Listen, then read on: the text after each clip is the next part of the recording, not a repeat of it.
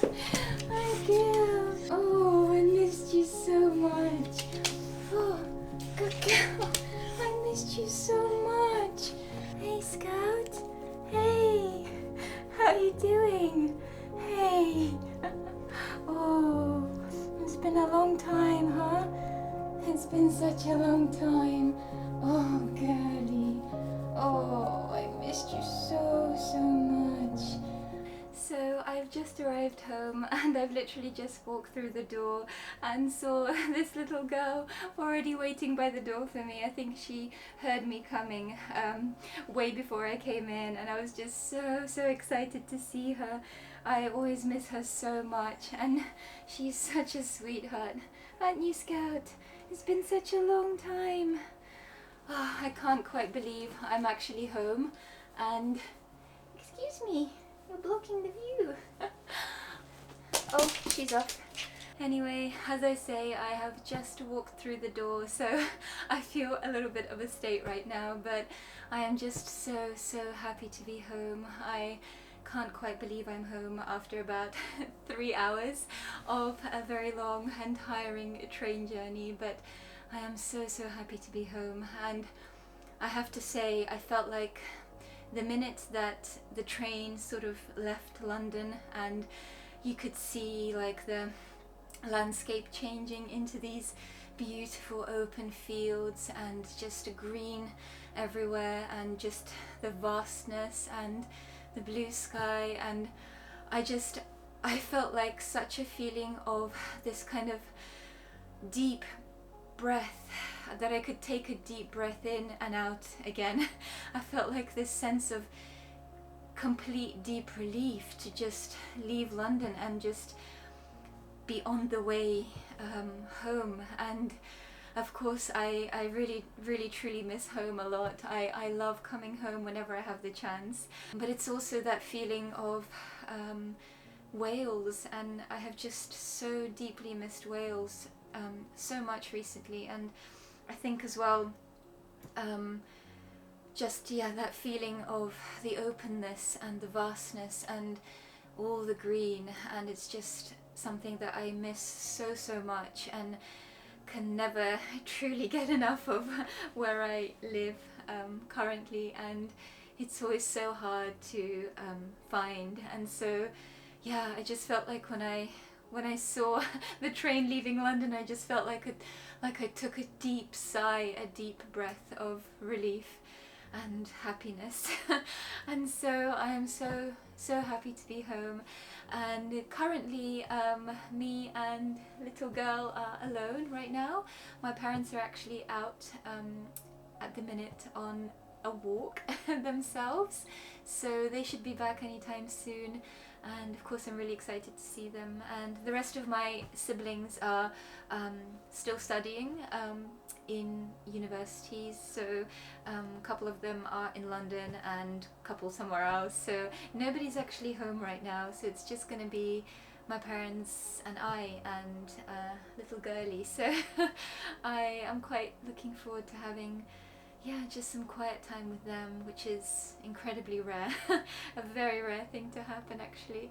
And so I think I'm going to make some more soup today. It feels very much like another soup kind of day, and I'm really feeling that kind of butternut squash soup that I made just recently. So I think I will do that because I think that my parents will really like that when they come home. So I think I'll get a start on that. And I'm really excited to be able to spend a week here, hopefully a full week, if all goes to plan, and to just be able to hopefully already tomorrow go out into some nature and just sort of realign myself with everything that I really love and that makes me feel so calm and peaceful and alive. So I'm really excited for that, and hopefully I will get to film some beautiful scenery for all of you to share with you. So I think I'm going to start with the soup and also just take this evening to really relax, because I feel quite drained from this journey, to be honest. But yeah, I'll be seeing you very, very soon.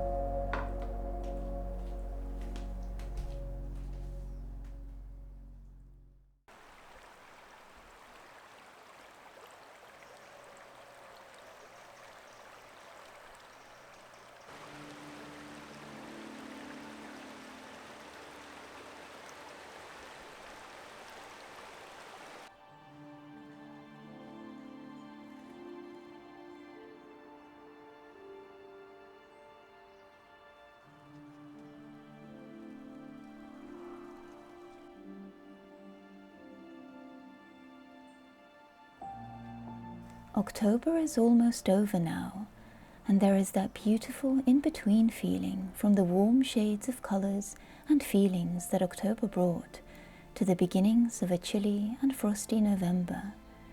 And here in the north, the subtle changes are so incredibly beautiful.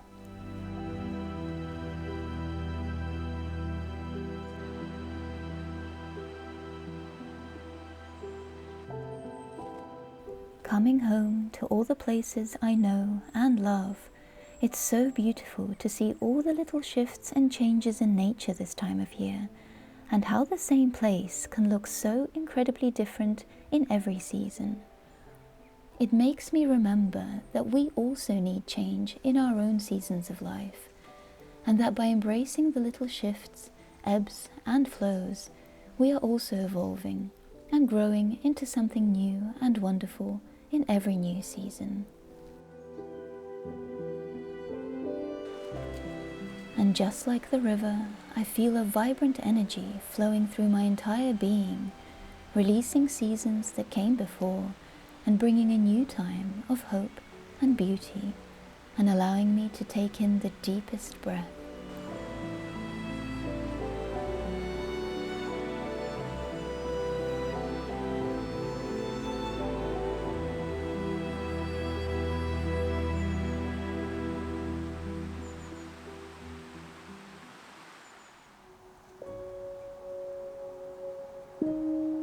I don't know why, but I feel like a cup of tea always tastes better outdoors. I really don't know why. I think it's just the fresh breeze, and when you're in nature, it just, everything feels and tastes so much better, I think. So yeah, I have just climbed up a big hill into this forested area. It is a beautiful natural area not far from my parents' home, so I'm really enjoying a little bit of peace and quiet here and just being with nature. And I have just waited so long for this, and it is just absolutely incredible. I don't know if any one of you feels the same way perhaps as I do, but I really feel like this time of year, even though it feels like things and nature is kind of slowing down on one hand, and the leaves are turning and things are kind of just, the pace is slowing down, but I also kind of feel the most energetic at this time of year. I think personally for me it really feels that way because of course in September I always start my classes for the new school year with my students, so it does feel like a new time, a new year almost, and everything feels so fresh and like vibrant, and that there's lots of energy. And I still feel this way throughout October and November until December, when things really start to kind of slow down and quieten down for the holidays. But I feel like for me this is one of the periods where I have the most energy and just creativity and inspiration, and because of course in winter we rest, in spring it's also like a feeling of energy, but it's kind of this after you start getting things, kind of start spring cleaning and doing all this stuff, and kind of you get this huge amount of energy, but then I feel like sometimes I kind of crash after that. And then of course summer is the time when you're always outside, always doing things and seeing people, and it's a very kind of social time, but then also that your own rhythms and patterns can get kind of offset a little bit, and especially when it comes to kind of creativity and being motivated to do things where you just kind of want to relax in the summer. But I feel like this time of year I just feel so kind of really connected with myself and with my creativity, and I just feel so inspired at this time. And I really think it's because it is this time of the year when there are so many changes in nature, so many changes in life all around, and it's just so inspirational. I don't quite know how to put it. I don't know if anyone else feels the same way, but for me this time of year is definitely the one where I feel like I can just get so many things done, and I feel really creative at this time, and I just really adore this time of year. It is so beautiful. And this week we also have the traditional pagan and Celtic celebration of Samhain. So Samhain is considered to be the day when the veil grows thin. It is a time when the seasons are changing, and it is considered to be the Celtic New Year traditionally. So with the changing of the seasons, it is considered to be the start of the new year in the Celtic calendar, and it is also, in other countries, it is celebrated as, you know, the Day of the Dead. So we think about our past loved ones, our ancestors. That day is on the 31st of October, and I will also be thinking about my own family, my own ancestors, and just also about the passing of this year. And I do really feel like, for me, it does feel like a kind of new year. as I said, I feel this way a lot more than when January comes around, for example. I really feel it much more now because of such a change in the seasons and in nature, and such big changes all around. It really, for me personally, does feel like a new year has begun. I'm just so in love with everything right now, the colors, the smells, just the textures and everything around in nature right now is so beautiful. So I think I'm going to finish this cup of tea, and I'm going to continue wandering this beautiful landscape.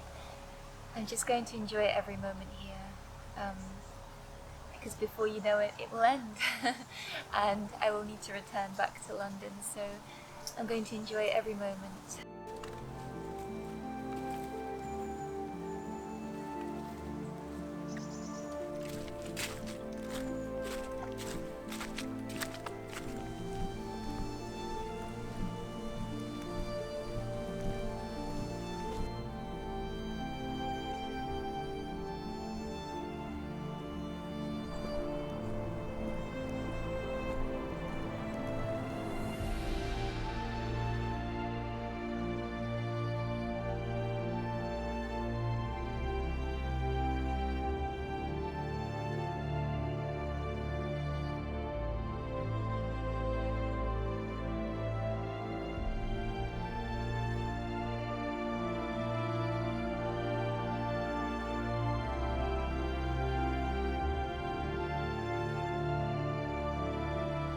So beautiful here. I think it's about to rain, but it's still so beautiful.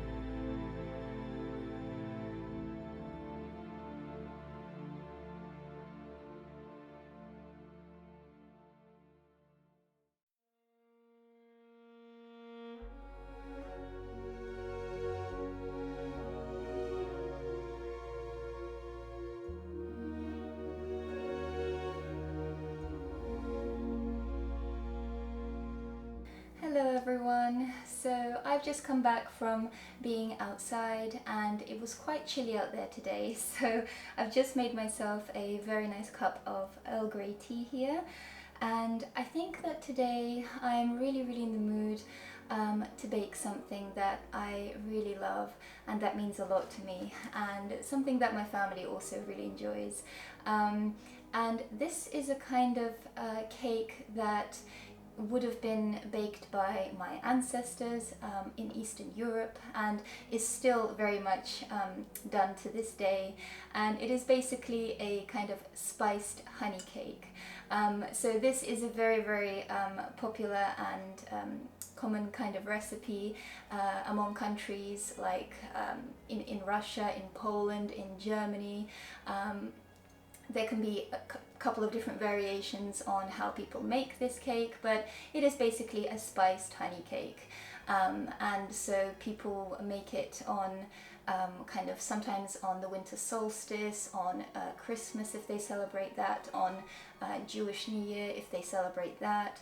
So it is a kind of quite a popular sort of recipe already, but it is a very traditional one, and it is definitely something my ancestors and my family, extended family, would have been making back in Eastern Europe where they lived. So that is something that I really love making, and I do also sometimes make it at Christmas time, but I'm really feeling like making it this week as I'm thinking about my own ancestors and their origins and their stories and traditions. And so yeah, I think that today I really want to do that, and it's going to be really lovely, and it is just such a simple little recipe that I will leave in the description below if you'd like to also have a go. And yeah, like I say, there's a couple of different ways of making it, and there's definitely lots of recipes online, but this is just my own very simplified version. So yeah, I think I'm going to get started on that, and you can come along and follow with me.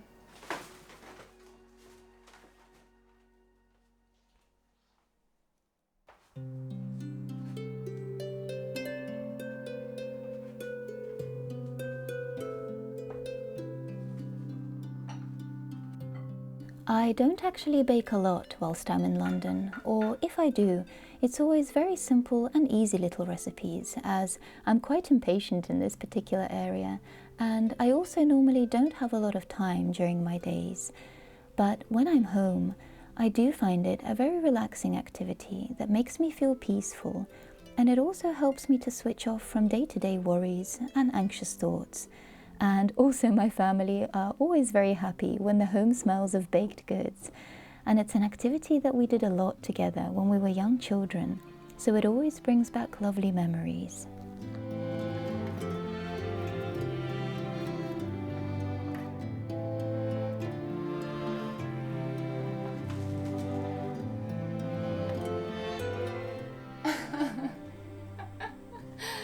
Scout!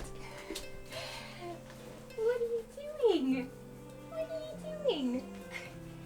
You want a belly rub? Do you want a belly rub? Oh. Oh. Oh.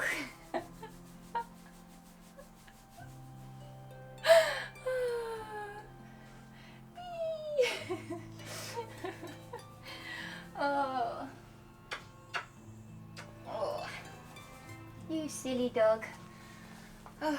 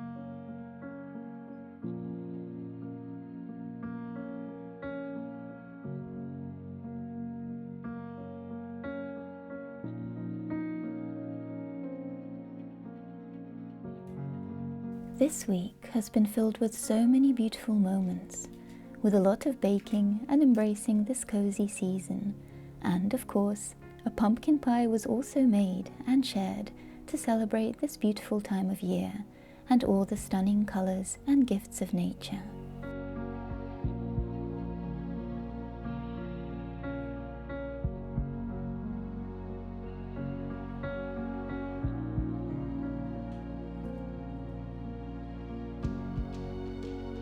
This week was also about quiet moments and cups of tea and time with family, and allowing those small moments of stillness and peace, remembering how important they are in the midst of busyness.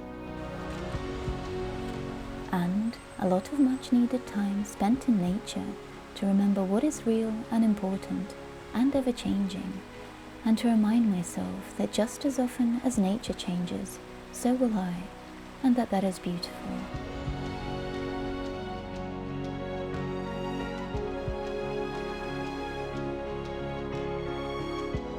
Thank you, dear friends, so much for watching and for all your support, and I'm so looking forward to seeing you all very soon again.